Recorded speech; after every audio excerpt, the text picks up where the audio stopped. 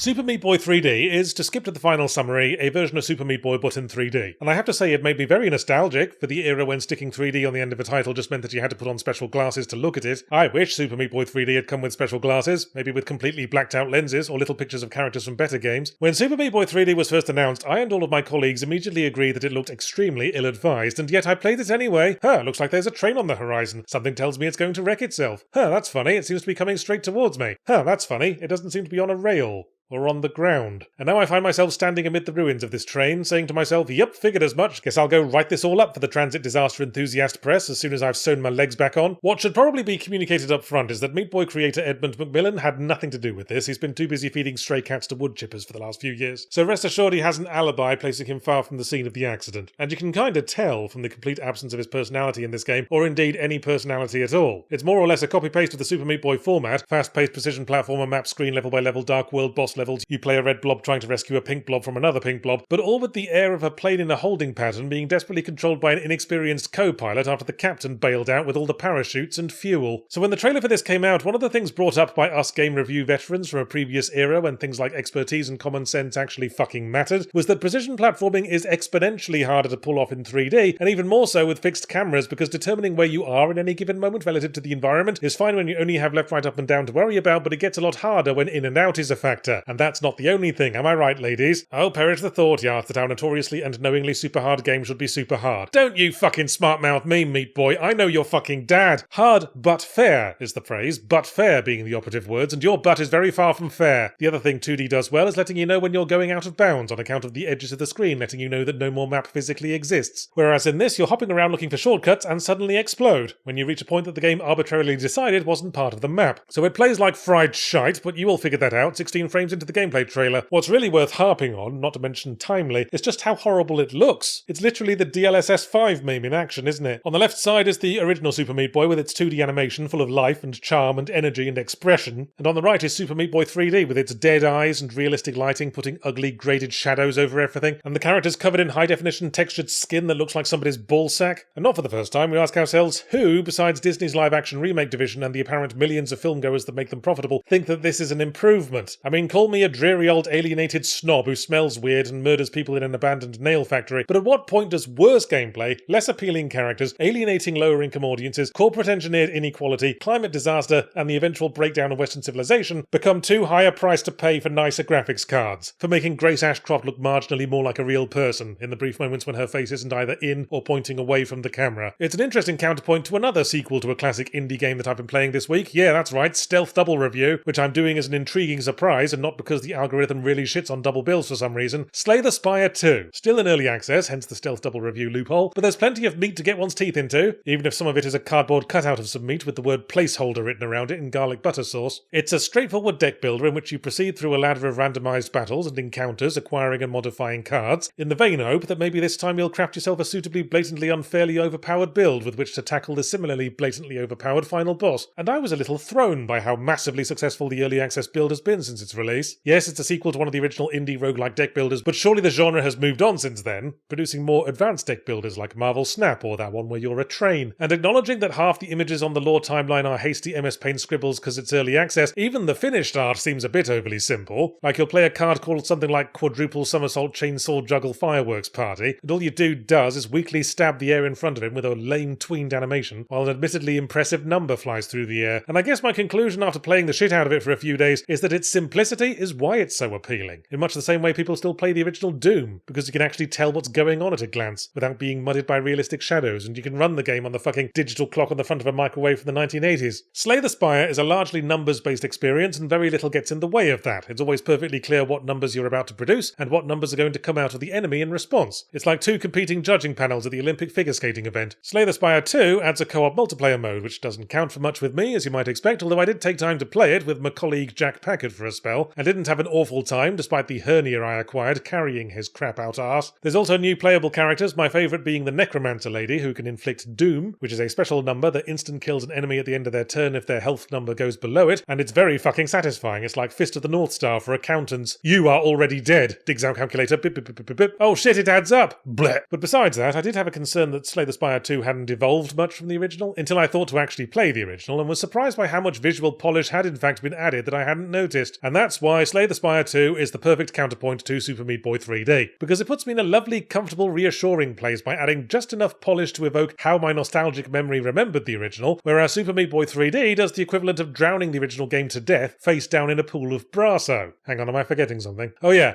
I don't really murder people in a nail factory.